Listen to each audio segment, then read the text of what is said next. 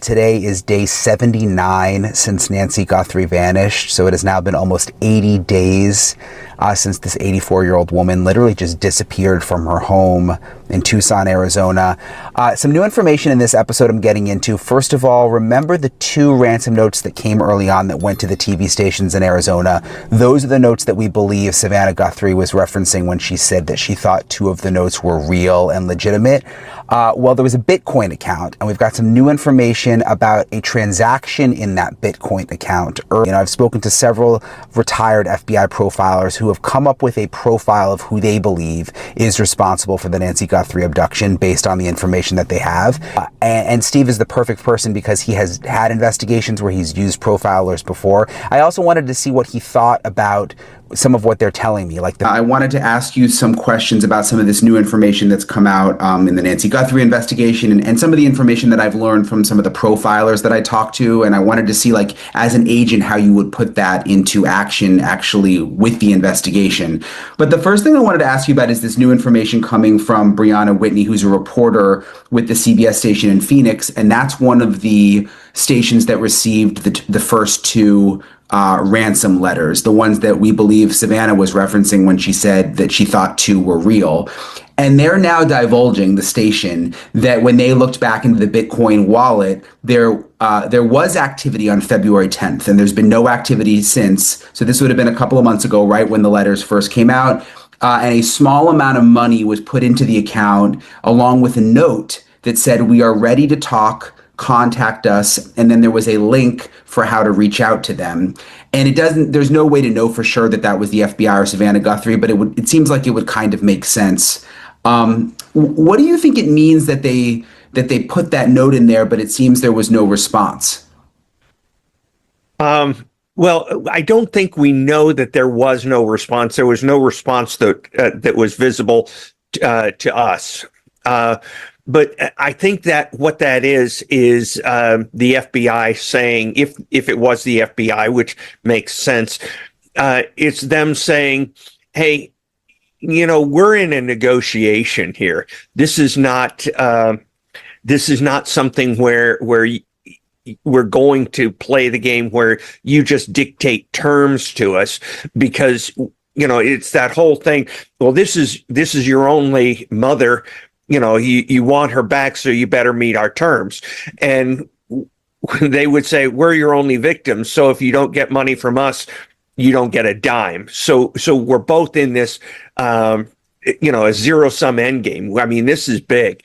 And so there is wiggle room in negotiations. I can guarantee you, not every negotiation, but it really depends on how you do the negotiation. If you start, I know this sounds horrible, but it's like negotiating on a house or a car price, where if you come in and seem desperate, they will not budge. If they come in and seem truly, yes, we desperately want her back, but we're not going to set a precedent for future crimes, things like this, then you're forcing them into a negotiation. So I think what the FBI was telling them is, this is not you make a demand, we fulfill the demand. This is a negotiation, and this is going to be how it works. 79 días. Ese es el tiempo que Nancy Guthrie llevaba desaparecida, sin llamadas, sin avistamientos confirmados, sin pruebas de que siguiera con vida. Y justo cuando el caso parecía enfriarse, algo apareció. No fue una llamada, ni una carta, ni siquiera un mensaje por los canales policiales habituales. Surgió dentro de una billetera de Bitcoin, una única frase indicando que estaban listos para hablar. Lo que los investigadores hicieron a continuación podría explicar el silencio absoluto. Nancy no se esfumó simplemente de la nada. Se desvaneció dentro de su propio hogar. Una mujer de 84 años en Tucson, Arizona. Sin signos lógicos de lucha. Sin rastro de entrada ni de salida. Al llegar el día 79, la gente ya no solo se preguntaba por su paradero. La pregunta era mucho más oscura. Dudaban si alguna vez regresaría. Pero entonces aparecieron aquellas cartas de rescate. Antes de continuar con esta investigación, te invitamos a dejar tu like y a suscribirte para acompañar cada nuevo hallazgo de este caso. Se enviaron 2 a estaciones de televisión locales. Según fuentes cercanas al caso, esas cartas no fueron descartadas en absoluto. De hecho, se las tomaron tan en serio que lo que ocurrió a continuación resultó sumamente inusual. Los investigadores rastrearon las cartas hasta una billetera de Bitcoin. Aquello era extraño, pues no se trataba de una demanda de rescate típica. No hubo contacto directo ni negociación privada. Todo ocurría a la vista de todos. El 10 de febrero, hubo un movimiento, una pequeña transacción. No un pago, sino algo distinto. Junto a ella, un mensaje señalaba que estaban listos para hablar y pedían contacto. Y aquí es donde la situación se vuelve realmente interesante. Nadie confirmó oficialmente quién envió ese mensaje, pero basándonos en cómo funcionan estos casos criminales, es probable que viniera del FBI o de la familia de Nancy. Esto ya no era un simple rescate. Se trataba del inicio de una negociación, porque hay algo que la mayoría de las personas no comprende. Cuando el FBI interviene en un caso así, no se limita a responder. Controla la conversación. Según explican los expertos en negociación, no es una situación donde los secuestradores exigen y el lado de la víctima simplemente obedece órdenes. Se convierte en una lucha de poder, en un juego psicológico, porque al mostrar desesperación se pierde la partida. En estos casos, la desesperación cuesta vidas. Hay que analizar la situación desde ambas perspectivas del conflicto. Los secuestradores, si es que son reales, creen tener la ventaja. Piensan que al querer recuperarla la familia hará todo lo que pidan. Pero el FBI tiene otra visión. Sostiene que sin cooperación no hay pago. De pronto todo se convierte en un punto muerto. En un juego de suma cero, nadie cede. Nadie da el primer paso. Pero hubo algo que inquietó a los investigadores tras enviar aquel mensaje. Nada. Ni respuesta, ni contraoferta, ni fe de vida. No hubo ningún tipo de comunicación de seguimiento posterior. Solo silencio. Y el silencio en un caso de este tipo nunca suele ser una buena señal. Basta con pensar en lo que vivía la familia Guthrie en ese momento. Cada noche sin dormir preguntándose si seguía viva, si tenía miedo, si estaba herida, esperando a que alguien la rescatara por fin. Sabían que existía una vía para contactar con los captores. Una billetera de Bitcoin, un canal, una mínima oportunidad. ¿Qué haría cualquiera en su lugar? Esperar o actuar de inmediato. Porque emocionalmente cualquiera haría lo que fuera: enviar dinero, mandar mensajes, presionar con más fuerza. Pero el FBI no piensa con las emociones. Ellos piensan de forma estratégica. Según los expertos, hay un motivo por el cual no se lanzaron sobre esa billetera desde el principio. Algo en este caso no terminaba de encajar. Los secuestradores reales suelen querer una sola cosa: el dinero. Para obtenerlo deben hacer algo simple: demostrar que la víctima sigue con vida. Pero en este caso, eso jamás ocurrió. Ni fotos, ni videos, ni grabaciones de voz. Nada. Lo cual planteaba una posibilidad aterradora para los investigadores. Y si esto nunca se trató de un rescate, al investigar más a fondo descubrieron algo todavía más inquietante. La forma en que se manejó el rescate y en que se enviaron los mensajes era muy inusual. Hacerlo todo público no encajaba con el proceder de unos secuestradores reales. Ni de lejos. Ahí fue cuando el caso dio un giro. Un giro que alejó la investigación del dinero para enfocarla en algo mucho más personal y bastante más peligroso. En el momento en que los agentes dejaron de ver el rescate como el centro del caso, todo cambió drásticamente. Porque hasta ese preciso instante, toda la historia se basaba en que alguien había secuestrado a Nancy por dinero y que existía un plan, una demanda y una negociación por venir. Al desmoronarse esa idea, surgió un nuevo enfoque. Ya no era el rescate ni el Bitcoin. Era la persona. Si no se trataba de dinero, la pregunta era entonces, ¿cómo debían llevar a cabo la negociación? Se volvió algo mucho más incómodo. ¿Quién sería capaz de hacer algo así y por qué motivo? Fue entonces cuando intervinieron los perfiladores criminales. No los de película que lanzan teorías salvajes y predicciones dramáticas. Perfiladores reales. Personas que no comienzan utilizando su imaginación. Inician con patrones con años de datos y miles de casos. Conductas repetitivas que la mayoría de la gente jamás nota. Lo primero que analizaron no fue la escena del crimen. Fue un número, una estadística que al principio no parecía estar conectada con el caso de Nancy en absoluto. Pero cuanto más lo piensas, más difícil resulta ignorarlo. 92%. Esa es la cifra. El 92% de las mujeres asesinadas mueren a manos de conocidos, ni extraños ni atacantes aleatorios. Alguien familiar. Alguien que se cruzó en su camino en algún momento de su vida. En ese punto, los investigadores ni siquiera confirmaban si Nancy había sido asesinada. Oficialmente seguía desaparecida. Pero casos como este no existen de forma aislada. Existen en patrones. Y al situar la desaparición de Nancy dentro de ese modelo mayor, todo apuntaba hacia una dirección difícil de ignorar. Porque si esa estadística se cumple aquí, entonces, quien se la llevó no la eligió simplemente al azar. No condujeron por Tucson para elegir una casa cualquiera. La conocían, quizá no íntimamente ni de una forma que encendiera las alarmas, pero lo suficiente. Lo bastante para saber dónde vivía y conocer su rutina. Lo bastante para entrar en su espacio y llevársela sin enfrentar resistencia inmediata. Eso lo cambia todo. Porque ahora, en lugar de mirar hacia afuera, los investigadores debían mirar hacia adentro, hacia su vida, hacia su pasado, hacia cada persona que alguna vez tuvo motivos para fijarse en ella. Esa lista es mucho más larga de lo que parece. Porque al oír que se trataba de un conocido, uno piensa en lo obvio. Familia, amigos cercanos, vecinos. Pero los perfiladores no lo definen así. Un conocido puede ser prácticamente cualquier persona. El contratista que trabajó en su casa hace 5 años. Un repartidor habitual. Un técnico de reparaciones. Alguien del supermercado donde compraba cada semana. Alguien que la vio más de una vez y le prestó atención. Y esta es la incómoda realidad. La mayoría de personas no recuerda a todas aquellas con quienes interactúa. Pero quienes los observan lo recuerdan todo. Así que los investigadores comenzaron a hacer otro tipo de preguntas.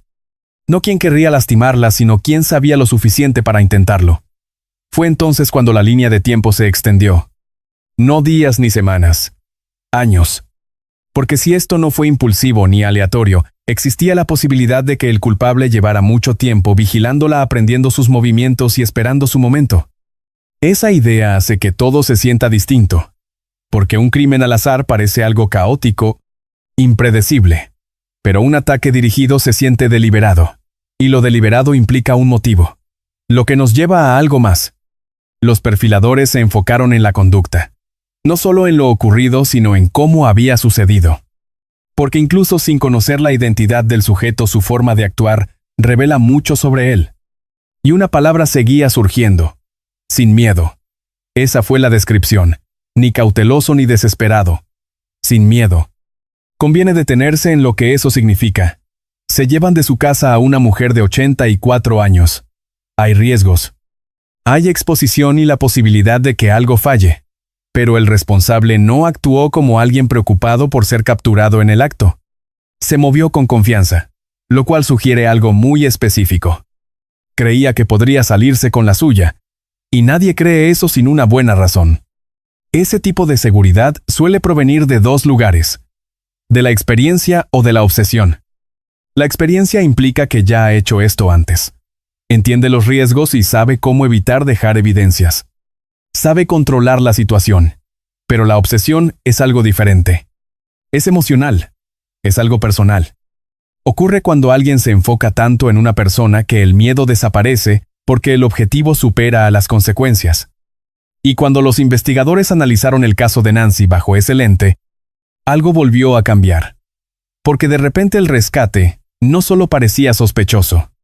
Se veía fuera de lugar, casi como si no perteneciera allí, como si fuera una distracción añadida después. Y al combinar eso con todo lo demás, los mensajes públicos, la falta de pruebas de vida, y el silencio tras el contacto, empezaba a sentirse menos como un secuestro fallido y más como algo que nunca estuvo destinado a tener éxito. Lo que lleva a una pregunta que nadie quiere hacer en voz alta. ¿Y si el rescate nunca fue real? ¿Y si nunca se trató del dinero? ¿Y si solo estaba allí para que el crimen pareciera algo que en realidad no fue?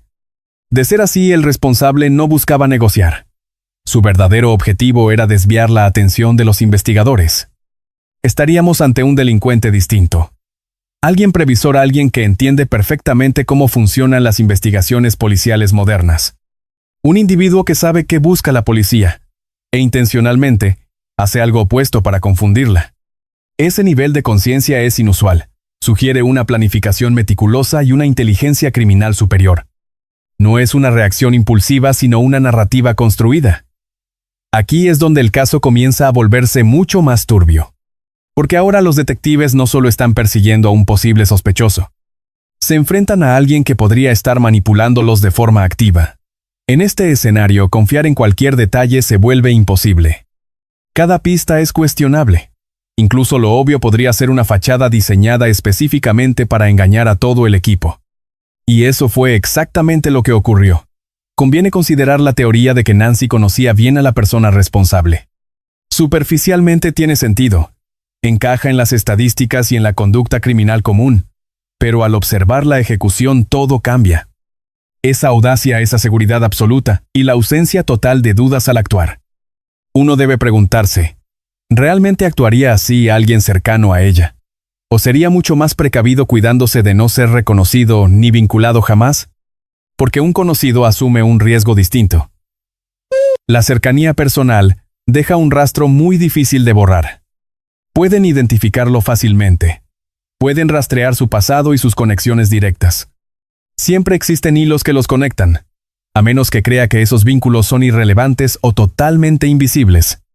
O quizás se siente tan inteligente y tan alejado que cree estar fuera de cualquier sospecha policial. Los investigadores ampliaron el foco de nuevo. Quizá el culpable no pertenecía al círculo íntimo de la mujer. Tal vez ni familia ni amigos cercanos.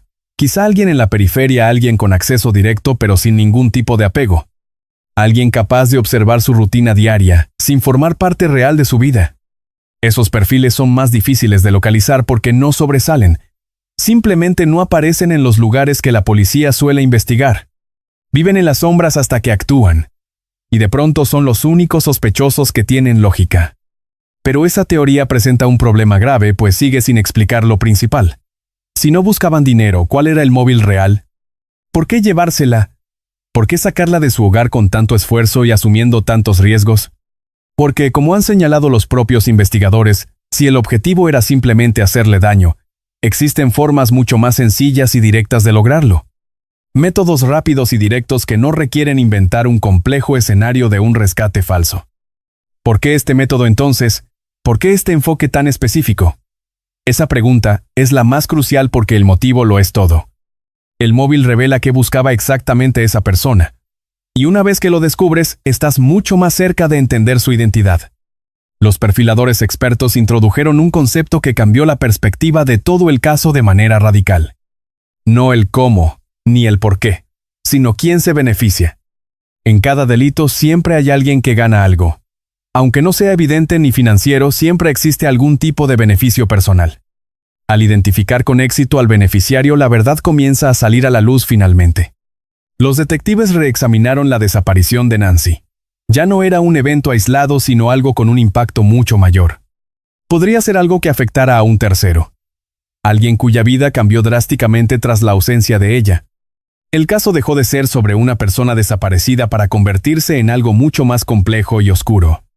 Al seguir el rastro del beneficio se podía hallar el móvil. Y con el móvil se entendería finalmente por qué ninguna pieza de esto encajaba. Pero aún faltaba una pieza, un detalle que no encajaba en ninguna teoría previa a la extraña manera en que se gestionó el rescate.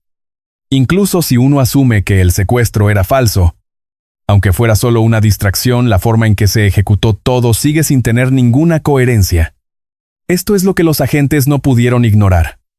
El culpable hizo algo que los criminales experimentados evitan siempre hacerlo todo público. No mantuvieron la discreción, ni usaron canales privados. Ni siquiera intentaron controlar el flujo de información como lo haría un profesional. Decidieron filtrarlo todo a los medios de comunicación. Esa elección podría ser la pista definitiva. Porque en un secuestro real, el secreto es vital. Menos atención es mejor. El silencio facilita el control. Pero esto fue ruidoso y visible, casi como si el objetivo principal fuera que todos lo vieran. Al analizarlo con perspectiva, deja de parecer un descuido. Se siente como algo totalmente intencional, no como un error. Nada de descuido. Fue intencional, lo que plantea una posibilidad distinta. Y si llamar la atención era el fin, quizás el carácter público del rescate no fue un error sino el objetivo. Si eso es cierto, el caso va más allá de una desaparición. Se trata de un mensaje. Y los mensajes no surgen de la nada. Vienen de personas con algo que decir o demostrar. Y ahora en este punto de la investigación, es justo hacia donde se dirige el caso. Hacia el motivo, hacia la venganza, la obsesión y una posibilidad que lo cambia todo. ¿Y si Nancy Guthrie no era el objetivo real? ¿Y si solo era el medio para llegar a alguien más? Cuando los investigadores analizaron quién se beneficiaba, no pudieron ignorar esa conexión que siempre volvía al centro de todo. No era Nancy, era Savannah. Ahí la conversación cambió en silencio. Hasta ese momento todo se centraba en una mujer de 84 años que desapareció sin dejar rastro. Su vida, su rutina y su entorno. Ahí fue donde empezaron las preguntas. Cuanto más investigaban, más parecía que Nancy no era el destino final, sino simplemente el camino para llegar. Y si eso es cierto, entonces el objetivo real era alguien totalmente distinto. Alguien visible con influencia y reconocimiento público. Porque Savannah Guthrie no es solo una hija. Es una figura pública. Y eso conlleva algo que la mayoría de las personas jamás enfrenta. Exposición. El tipo de exposición que no solo atrae admiración. Trae la atención de desconocidos. Personas que nunca te han visto pero que sienten que te conocen de todas formas. Por lo general, esa atención es inofensiva. Fans y espectadores que observan de lejos y siguen con sus vidas. Pero a veces no lo es. A veces se convierte en algo distinto. Más silencioso, más enfocado. Algo que crece con el tiempo. Porque cuando alguien se obsesiona con una figura pública, no se limita a observar de manera casual. Estudia, sigue rastros, analiza patrones, recopila datos y crea una versión mental de esa persona que rara vez encaja con la realidad. Una versión moldeada por la percepción y la emoción. Por cosas que nunca se dijeron pero que se interpretaron de ese modo. Y cuando sucede no hace falta mucho para que todo se torne oscuro. Porque solo hace falta un momento, un simple comentario, una escena o un malentendido. Y de repente en la mente de esa persona todo se vuelve personal. Así es como surge la idea de la venganza, no basada en la realidad sino en su propia percepción. Porque para alguien así la verdad no importa. Solo importa aquello que ha decidido creer. Si cree que ha sido agraviado no necesita pruebas, solo un objetivo. Por eso los investigadores buscaron a un tipo de sospechoso diferente. No solo alguien que conociera a Nancy, sino alguien que supiera de Savannah. Alguien que la observara lo suficiente para sentirse conectado o incluso furioso. En estos casos mediáticos hay un patrón. No ocurre a menudo, pero cuando sucede, sigue un camino muy específico. La gente se obsesiona. Envía mensajes, correos, cartas, comentarios. A veces inofensivos. Otras no tanto. Cuando esos mensajes se ignoran, se descartan, o ni siquiera se ven, esa fijación comienza a crecer. Puede evolucionar hacia algo mucho más intenso, más personal y más peligroso. Esta es la parte que dificulta el rastreo. La mayoría de esas personas nunca actúa. Se quedan en ese espacio de observación, de frustración y de imaginación. Pero de vez en cuando alguien cruza la línea. Y cuando sucede, nada es predecible. Porque por fuera no llaman la atención. No parecen una amenaza. No se comportan de formas que activen las alarmas de inmediato. Hasta que algo sucede. Y para entonces ya es demasiado tarde. Los investigadores se hicieron otra pregunta. No solo quién tenía acceso a Nancy, sino quién tenía un vínculo emocional con Savannah. ¿Quién intentó contactarla, quién envió mensajes que destacaban o quién expresó rabia, resentimiento o una fijación obsesiva? Si se trataba de una venganza, el motivo no era aleatorio. Estaba dirigido hacia un objetivo claro. Pero aquí es donde todo se complica aún más, porque incluso si alguien estuviera obsesionado o guardara rencor, eso no explica el método. Porque llevarse a Nancy no es algo sencillo. Eso no es impulsivo. No se hace por ira. Requiere planeación, precisión, conciencia. Significa que quien hizo esto no actuó solo por emoción. Actuó con estrategia. Y esa combinación de emoción y planificación es peligrosa. Significa que no solo reacciona. Es deliberado. Piensa a futuro. Considera los resultados. Toma decisiones paso a paso. Al combinar eso con la obsesión, tienes a alguien más que motivado. Tienes a alguien profundamente comprometido. Ese compromiso lo cambia todo. El rescate, los mensajes y el silencio parecen menos confusión y más control. Conviene pensar lo que ocurre al hacerse público un caso. Se difunde, la gente habla, los medios informan. Y si alguien buscara atención, si alguien quisiera dejar un mensaje o forzar el foco hacia una situación, lo haría exactamente así, creando algo imposible de ignorar, convirtiendo un acto privado en público, asegurando que todos observen. Si esa era la meta, el rescate no era dinero. Se trataba de visibilidad, de asegurar que la historia llegara a la mayor cantidad de gente posible. Y lo más importante, se trataba de asegurar que llegara a la persona indicada. Savannah, porque si quieres enviarle un mensaje a alguien como ella, no lo haces discretamente. Lo haces de una forma que garantice que lo vea. Y la vía más rápida son los medios de comunicación. Pero aquí la lógica falla. Porque aunque el objetivo fuera atención o enviar un mensaje, falta una pieza. ¿Cuál era el mensaje? No hay exigencias claras, ni declaraciones, ni explicaciones. Solo un acto. Y después silencio. El silencio no comunica nada. A menos que el acto fuera el mensaje. Que llevarse a Nancy fuera el mensaje. No importaba el después. Se trataba de lo ya hecho. Algo que los investigadores no querían aceptar tan rápido. Porque al pensar así ya no estás analizando una simple negociación. Estás ante una declaración. Y las declaraciones no siempre conllevan una resolución. A veces solo deben sostenerse solas. Sin respuesta alguna. Sin resolverse. Esa posibilidad cambia el caso. Ya no tratas con alguien que quiere algo. Tratas con alguien que deseaba hacer algo y ya lo hizo. Pero incluso con esa teoría había detalles que no encajaban.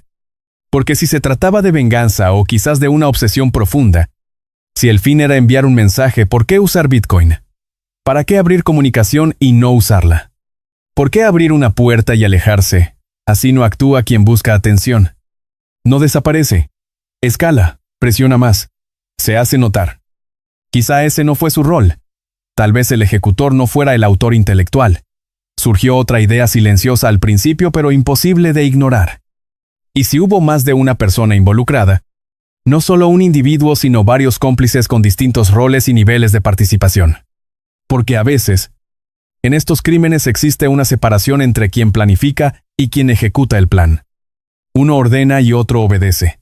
Al pasar eso, nada encaja porque el ejecutor quizá no entiende los motivos.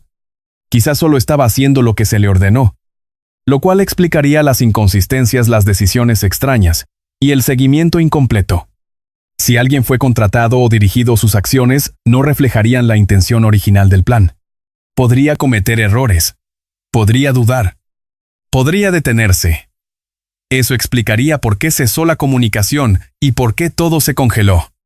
Pero si es así, la investigación se vuelve todavía más complicada. Porque ahora no buscas a una sola persona. Buscas una conexión entre individuos que explique este suceso. Esos vínculos son difíciles de rastrear porque no siempre dejan huellas evidentes tras de sí. Viven en charlas, pactos y momentos que nunca fueron grabados por nadie. Es ahí cuando los investigadores deben apoyarse en algo diferente. La conducta. Porque incluso bajo escenarios grupales existen patrones claros. Hay señales que revelan si alguien actuó solo o siguió un libreto. En este caso hubo pistas sutiles pero suficientes para plantear una duda razonable. ¿Era en serio el plan de uno solo? ¿O alguien más movía los hilos? ¿Alguien con motivos, mensajes o metas claras? Si esto es cierto, la desaparición de Nancy no es solo un crimen común. Es parte de algo mayor, un secreto que todavía no ha sido revelado del todo. Aquí la investigación da un giro nuevo. Mientras todo sucedía y las teorías cobraban fuerza en el aire, mientras crecían las dudas, faltaba algo esencial, algo físico y tangible. Algo concreto.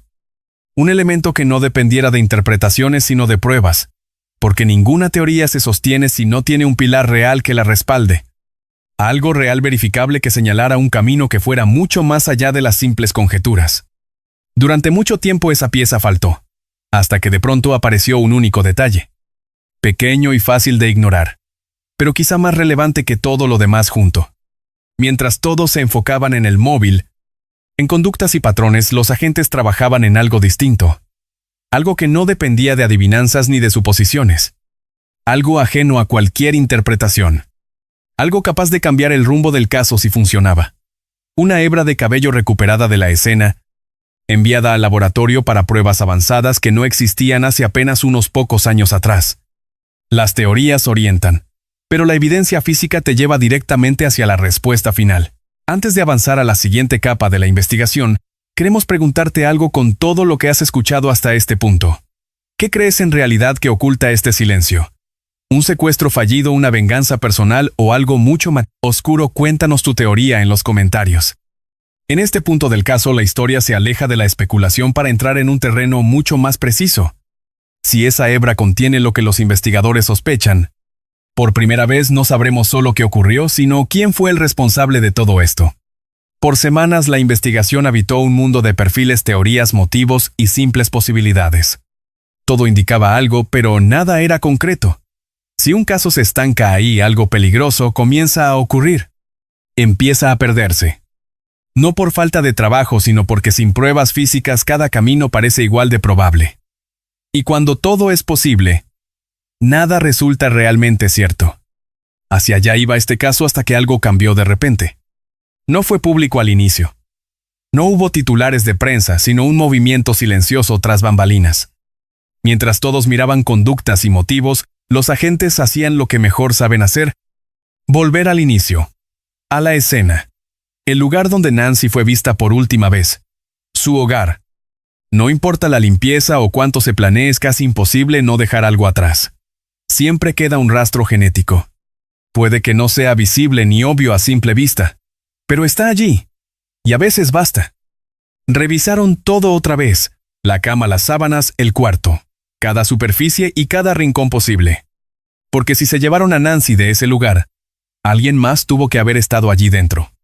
Y de ser así, dejaron algo sin darse cuenta. Al fin y al cabo, los seres humanos no somos perfectos.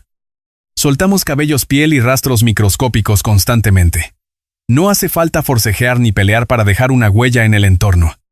Basta con habitar un espacio unos momentos para que algo de nosotros se quede ahí para siempre. Eso esperaban los investigadores, porque el rastro más pequeño puede ser el gran avance en un caso criminal. Entonces salió a la luz. No un arma, ni una huella dactilar, sino algo diminuto, una hebra de cabello. Por sí sola no parece nada, algo que quitaría sin pensar. Pero aquí lo es todo, porque ese cabello no pertenece a nadie que viva en esa casa. Es de otra persona. Si es de quien sospechan, responderá la única pregunta que nadie ha podido resolver hasta el momento. Quien estuvo allí recolectaron la hebra, la preservaron y la enviaron al laboratorio. Por un largo tiempo, allí permaneció, analizada con métodos estándar, buscando cualquier rastro que pudiera vincularla con algún individuo conocido. Al principio parecía que no saldría nada relevante de aquello, lo cual es común, pues el cabello por sí solo es engañoso. Sin la raíz ni el folículo, la parte con más ADN, el resultado es limitado. No es inútil, pero sí limitado. Aporta rasgos generales y posibilidades, aunque rara vez una identidad clara y definitiva. En casos más antiguos, la investigación se habría detenido ahí. Una pista prometedora que nunca llega a ser una respuesta. Pero este caso fue distinto porque ocurrió algo inesperado. Algo indicaba que los investigadores no habían terminado con ese cabello. No estaban satisfechos con lo que habían encontrado. Creían que ocultaba algo más. Por eso tomaron la decisión de enviarlo a otro lugar. No a un laboratorio cualquiera, sino al del FBI en Quantico. Y eso es clave porque tal traslado solo significa una cosa. Van a profundizar con métodos que superan las pruebas estándar. Procedimientos mucho más nuevos, más avanzados e incluso experimentales. Técnicas que ni siquiera existían hace apenas unos años. Esa decisión cambia por completo el tono de la pesquisa, ya que lanza una señal importante. Creen que podría ser la pieza definitiva que lo conecte todo. Pero hay algo que la mayoría no comprende. El ADN no es magia. No te otorga un nombre de inmediato. Lo que ofrece, en realidad, es una dirección. Si hay muestras suficientes y es útil, y si no se ha degradado, entonces puede compararse contra las bases de datos existentes. Contra perfiles conocidos. Contra cualquier registro que pueda generar una coincidencia. Y si aparece una coincidencia, la investigación deja de basarse simplemente en una teoría. Ahora tiene a una persona. Pero si no es así, todo se complica al lidiar con un ADN desconocido. Eso obliga a trabajar hacia atrás mediante genealogía y rastreando coincidencias parciales, construyendo árboles genealógicos para rastrear la identidad por conexiones en lugar de impactos directos. Es un proceso lento, pero cuando funciona lo cambia todo porque no solo entrega a un sospechoso. Aporta contexto y relaciones. Ofrece antecedentes para entender cómo encaja ese individuo en la vida de la víctima. Es justo lo que los investigadores necesitan hoy. Porque todas las teorías elaboradas hasta ahora se basan únicamente en posibilidades. Pero el ADN es concreto. No adivina ni hace suposiciones. Simplemente conecta. O no lo hace. Y por esa razón este cabello es tan importante. Porque si vincula a alguien con acceso a Nancy con un motivo, y que encaje en el perfil, todo empezará a alinearse por fin. Pero si señala a alguien inesperado, alguien fuera de las teorías actuales, el caso dará un giro radical, pues la verdad no siempre sigue el camino previsto. Por eso este preciso momento es tan crucial ahora. Porque por primera vez existe la oportunidad de alejarse de las conjeturas y entrar en terreno real. Algo que no admite debate y que no depende de ninguna interpretación personal. Pero incluso con esa esperanza, persiste la incertidumbre, pues por prometedor que sea el ADN no siempre ofrece lo que uno desea. Existen límites y variables que complican los resultados, como la forma en que el cabello llegó allí. ¿Era un rastro reciente o llevaba allí días, semanas o incluso más? ¿Se transfirió de forma directa o indirecta? El cabello viaja, se pega a la ropa y se mueve de un lugar a otro sin que la persona esté presente. Lo que significa que aun hallando una coincidencia, todavía queda una pregunta por responder. ¿Qué significa esto? Pues presencia no implica participación, ni la participación equivale siempre a culpabilidad. Así que aunque este rastro lleve a algún sitio, no resolverá el caso solo abrirá una puerta. Lo que los investigadores hallen tras esa puerta será lo importante. Pero, ¿qué hace distinta esta situación el contexto? Porque esta no es una ubicación cualquiera.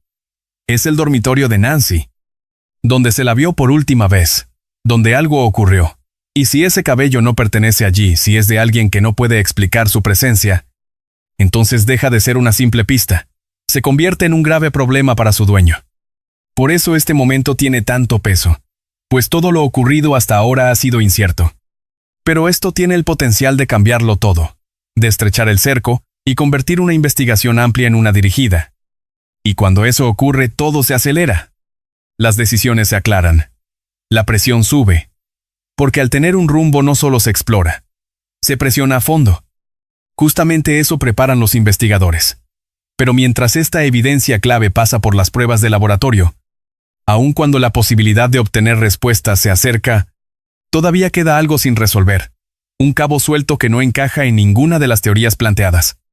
Porque el ADN revela quién estuvo allí pero no explica los motivos, y ese por qué sigue siendo tan complejo como al principio de todo. Porque si esto se trataba de venganza, o de una obsesión profunda, si buscaban enviar un mensaje, el responsable no solo actuó. Fue alguien impulsado por algo tan fuerte que planeó todo, lo ejecutó y desapareció sin decir una sola palabra. Porque ese silencio sigue presente, incluso ahora, incluso después de aquel mensaje.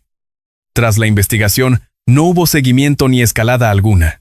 Nada. Ese silencio no solo genera dudas, crea tensión al sugerir algo definitivo, algo que ya ha sido concluido. Lo que devuelve el caso a un punto inquietante. La posibilidad de que el objetivo fuera cual fuera ya se haya cumplido totalmente. Y que Nancy nunca tuviera la oportunidad de regresar. Pero los investigadores no están dispuestos a aceptar eso. No sin agotar las posibilidades ni seguir cada pista disponible. No sin llevar cada prueba al límite. Y ahora mismo este rastro es la pista más prometedora que tienen en sus manos. Pero las pistas no están aisladas. O se conectan o no sirven. Si esta encaja, el siguiente paso es obvio: encontrar al sujeto y comprender el vínculo que los une. Y finalmente responder la gran pregunta que ha estado en el centro de este caso criminal desde el inicio. ¿Quién lo hizo? Pero queda otra capa en esta historia. Una posibilidad que aún no ha sido explorada por completo. Y si la respuesta no está solo en las pruebas, y si reside en algo totalmente distinto, algo que no sale en los laboratorios, algo que existe en el comportamiento humano, en decisiones y en errores. Porque no importa el cuidado ni la planificación. Siempre llega un momento en el que algo se escapa. Y hacia ese punto se dirige ahora la investigación. No solo hacia las pruebas, sino hacia los fallos. Porque si cometió un solo error, eso podría ser lo que finalmente lo delate. Por muy cuidadosamente que alguien planee un crimen, siempre hay un instante donde algo falla. Y no tiene por qué ser grande ni evidente. Suele ser algo pequeño, un detalle o una decisión que parecía correcta en el momento, pero que no resiste la presión. Cuanto más se alarga un caso, más importancia cobran esos pequeños detalles. Porque cuando todo lo demás es confuso, las inconsistencias resaltan. Y este caso está repleto de ellas. Desde el inicio hubo decisiones sin sentido. Elecciones que no coinciden con cómo funcionan normalmente los secuestros reales. Cuanto más analizaban esas decisiones, más parecía que quien hizo esto no solo buscaba salirse con la suya y escapar. Intentaba controlar la forma en que se percibía todo. Una mentalidad distinta. Escapar de un crimen es una cosa, pero moldear la narrativa es algo totalmente diferente. Ahí es cuando surgen los errores, porque controlar el relato exige un equilibrio perfecto. Debes hacer lo suficiente para que la historia sea creíble, pero no tanto que acabe desmoronándose. En este caso, ese equilibrio falló. Conviene observar el mensaje del rescate, o lo que se suponía que era. Porque si se analiza el panorama completo, aquello no funciona como una verdadera negociación criminal. Los secuestradores reales no generan dudas sobre si sus intenciones son serias. No dejan vacíos ni guardan silencio tras contactar. Presionan. Insisten. Hacen un seguimiento constante. Ejercen presión porque su objetivo es sencillo: recibir el dinero. Y lo logran manteniendo a la familia de la víctima enganchada emocionalmente, psicológicamente, recordándoles constantemente todo lo que está en juego. Pero eso no ocurrió. Hubo un mensaje, una respuesta y luego nada. Ese silencio no es solo inusual. Es un problema que obliga a los investigadores a hacerse una pregunta que lo cambia todo. ¿Tenía el responsable algún interés real en negociar el rescate? ¿O fue la comunicación solo parte del montaje? Porque si fue así, el error no es solo lo que hicieron. Es lo que omitieron. Simplemente no llegaron hasta el final. En estas investigaciones, la falta de seguimiento revela tanto como la acción, pues expone la verdadera intención y señala dónde el plan pierde el sentido. Al hallar ese punto se percibe dónde falló todo, o dónde el plan original se desvió de lo que se había previsto inicialmente. Esta es la realidad. Ni los planes mejor calculados resultan siempre de manera perfecta. Surge algo inesperado. Cambia una variable.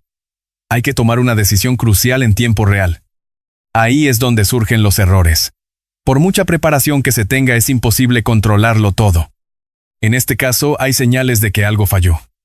Como la ausencia total de una prueba de vida, el fin de la comunicación y el paso de la acción al silencio absoluto indican una ruptura. Un punto donde la secuencia prevista se detuvo. Cuando eso ocurre, reaccionan. A veces intentan ajustarse. A veces abandonan el plan totalmente. A veces desaparecen, esperando que lo hecho baste. Pero desvanecerse no resulta tan sencillo como parece.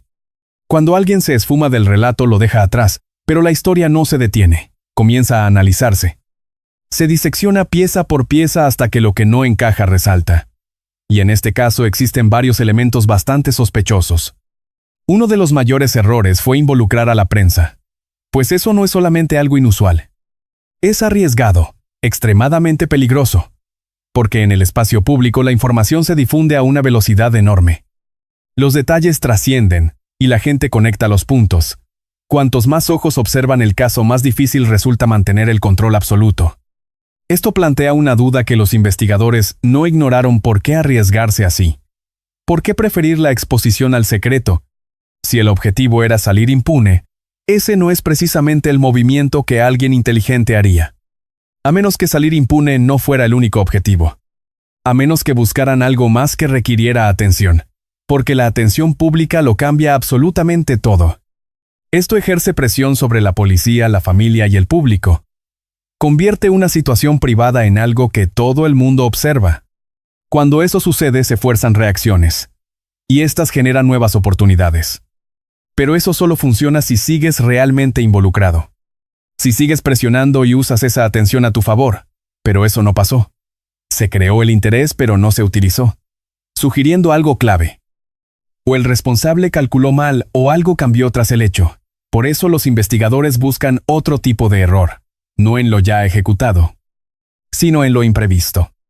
La planificación solo funciona si todo se mantiene bajo lo esperado.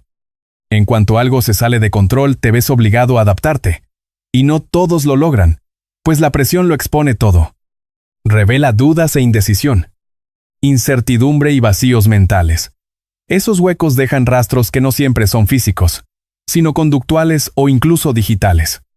En el mundo actual es casi imposible existir sin dejar una huella. Teléfonos, mensajes historiales de búsqueda, ubicaciones e interacciones. Aunque alguien intente evitarlo, siempre hay algo que se escapa. Ahí es cuando los investigadores pasan de la escena a la persona. Al sospechar un error, el enfoque cambia drásticamente.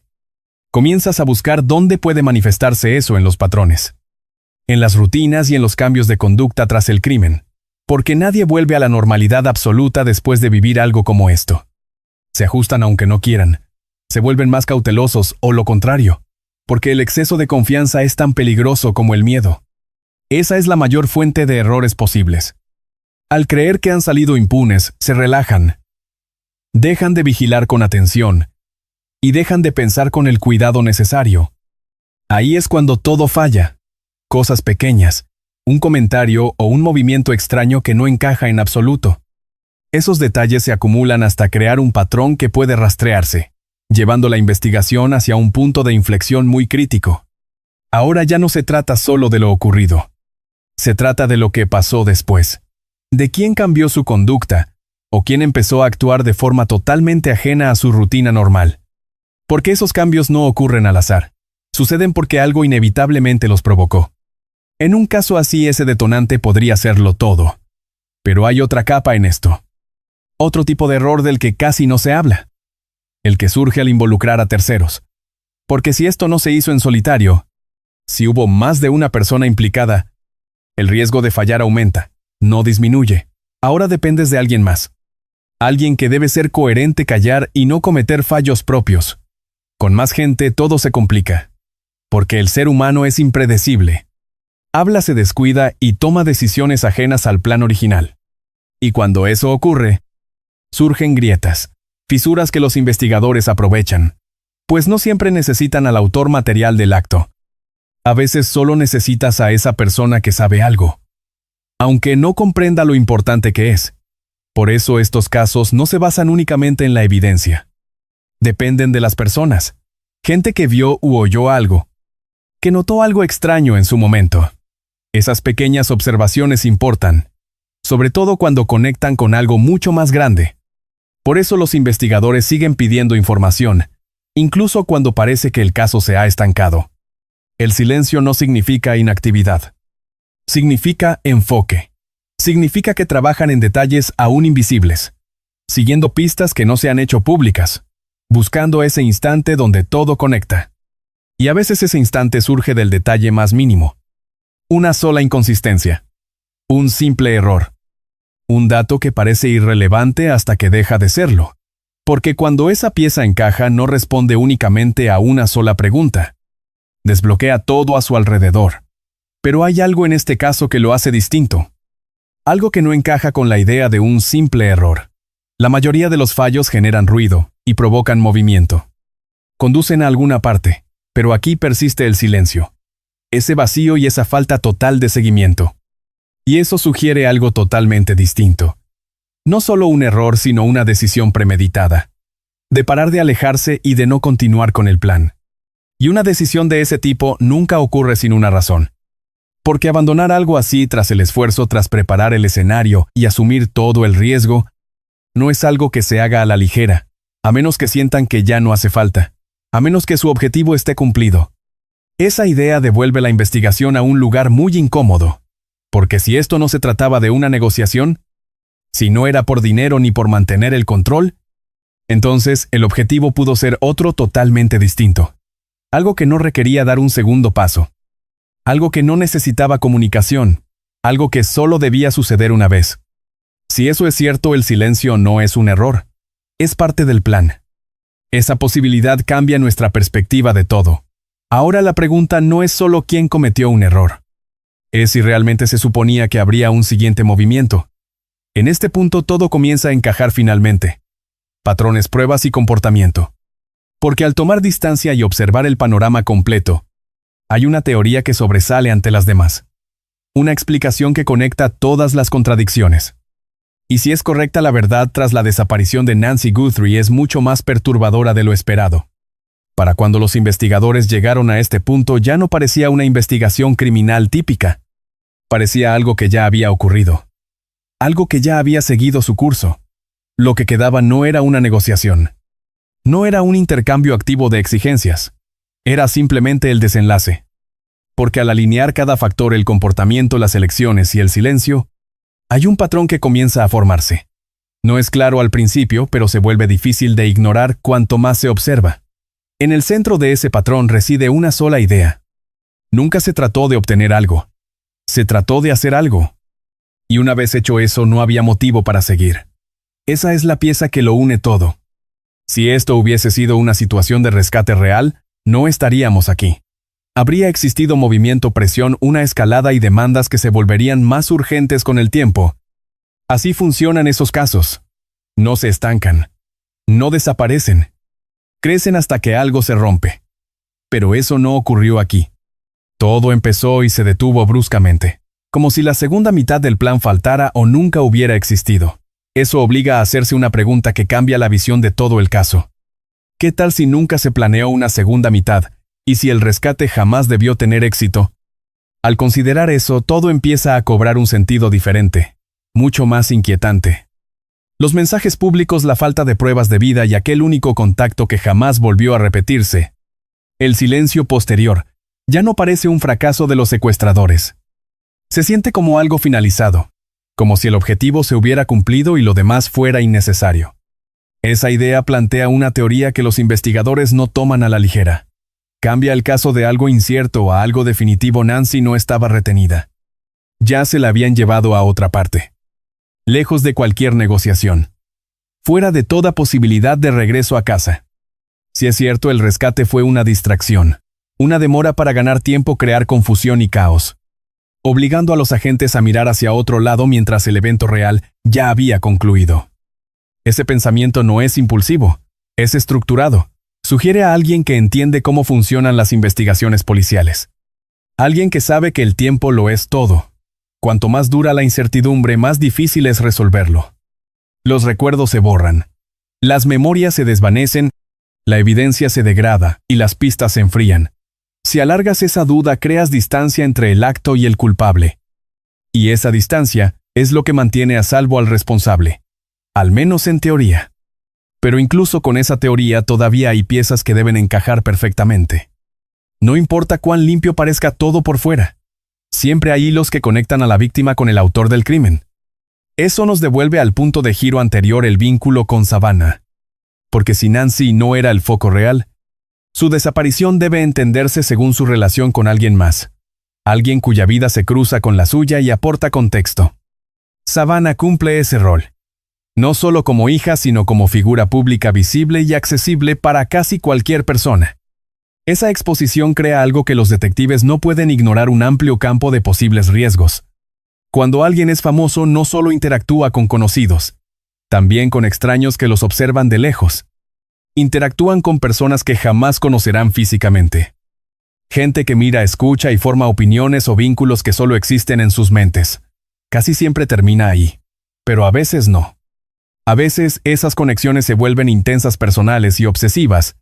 Y cuando eso sucede, la situación se torna peligrosa. Puede generar comportamientos que no siguen una lógica normal, pues la motivación no se basa en la realidad. Se basa en la percepción. Y la percepción puede ser sumamente poderosa. Lo suficiente para incitar a actuar, para justificar algo que para los demás no tendría el menor sentido. Si eso pasó aquí, el acto no fue al azar. Iba dirigido hacia lo que Nancy representaba para el agresor. Un puente. Una forma de llegar a otro. Una manera de hacer que algo personal sea innegable. Si es así, el silencio posterior no es ausencia. Es una intención deliberada del culpable. Una vez cometido el acto y enviado el mensaje, ya no queda nada que decir. Pero aquí la investigación enfrenta su mayor reto. Aunque la teoría explique el motivo y la estructura del crimen, Aunque explique el motivo y la estructura del crimen, sigue sin darnos la respuesta que más necesitamos en este caso. ¿Quién fue? Las teorías guían la investigación y cierran el cerco. Pero no bastan. Ayudan a entender qué buscar, pero no señalan directamente a un sospechoso específico. Sin eso el caso sigue abierto, esperando algo que cierre esa brecha. Ahí es donde todo vuelve a la evidencia física. Ese hilo, esa pieza capaz de revelar la verdad detrás de esta desaparición. Si ese indicio conduce a alguien que encaje con este patrón de conducta, alguien con un vínculo y una razón, entonces la teoría deja de serlo. Se convierte en realidad. Y entonces todo avanza rápido. Cuando los investigadores tienen un nombre, no esperan ni dudan un segundo. Actúan. Construyen el caso. Conectan cada punto de la investigación. Siguen cada pista que surge a partir de ese único hallazgo crucial. Si la evidencia aguanta, si los vínculos están ahí, y la historia se alinea con los hechos, el silencio de este caso finalmente se romperá. Pero hasta entonces solo queda una opción. La interrogante que ha estado ahí desde el inicio. Esa que no ha cambiado, aunque todo lo demás lo hiciera. ¿Qué le pasó realmente a Nancy Guthrie? Cada teoría lleva a algo. Cada posibilidad apunta hacia un lugar. Pero la verdad habita justo en el espacio intermedio, esperando el momento en que algo finalmente cambie. Cuando una pieza encaje, cuando un detalle se aclare y todo cobre sentido por fin. Ese momento todavía no llega. Pero casos así no se quedan sin resolver para siempre. No siempre. Porque incluso cuando parece que todo está en calma, algo sigue moviéndose. Tras bambalinas, en laboratorios, en archivos, en charlas que todavía no se hacen públicas. Y a veces ahí es donde la respuesta se va formando, pieza por pieza, esperando volverse innegable. Hasta entonces la historia no termina. Sigue abierta. Inconclusa. Porque afuera alguien sabe exactamente qué fue lo que pasó. Alguien que estuvo allí. Alguien que tomó las decisiones que nos trajeron hasta aquí. Y ya fuera algo planeado o personal, sea algo calculado o puramente emocional, esa verdad sigue ahí.